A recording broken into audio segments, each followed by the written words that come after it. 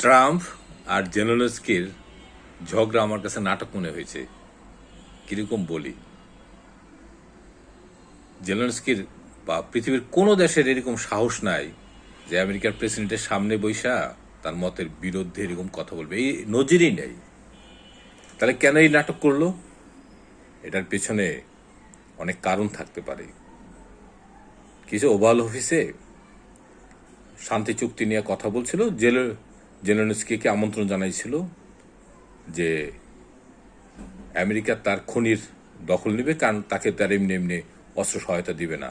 পাশাপাশি যেটা করতে হবে, যুদ্ধবিরতিতে যেতে হবে। রাশিয়া যেটুক দখল করছে, আর যেটুক আছে এইটুক নিয়েই জেলেনস্কির থাকতে হবে। কিন্তু ইউরোপিয়ান ইউনিয়ন কিন্তু জেলেনস্কির খানিকটা পক্ষে অনেকেই, বিশেষ করে ম্যাক্রন, ফরাসি প্রেসিডেন্ট। তাহলে ঝগড়াটা কেন করলো?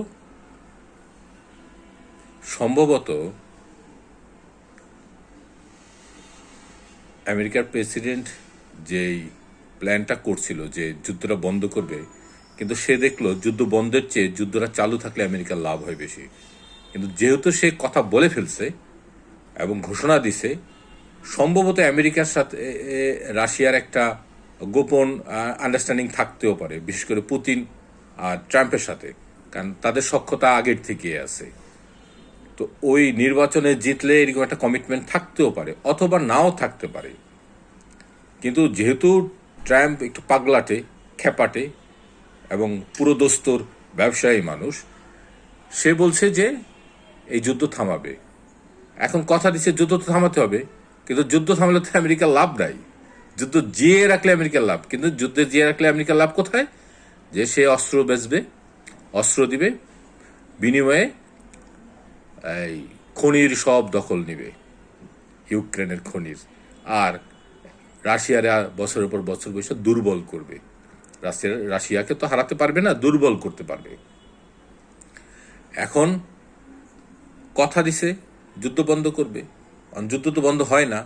ডাকলো, আসো কথা বলো, কথা বলছে, লাগছে কাজ্জা।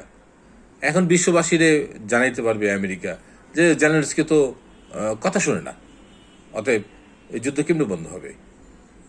এইটা একটা একেবারেই নাটক আমার কাছে মনে হয়। হয়তো এটা আমরা আরো কয়েকদিন পরে বুঝতে পারবো যে এটা আসলেই কি, কিন্তু আমার কাছে, মানে আমার এই রাজনৈতিক বিশ্লেষণের বিবেচনায়, আমার যেটুকু বোঝাপড়া, আমার কাছে মনে হয় এটা একদম পুরোপুরি নাটক। নাটক এবং নাটক, দুইজনেই নাটক। জেলেনস্কি ছিল কমেডিয়ান, টিভি সিরিজ করতো, আর ও তো রেসলার, ও তো কমেডিয়ান, এবং সেও অভিনেতাই এক ধরনের।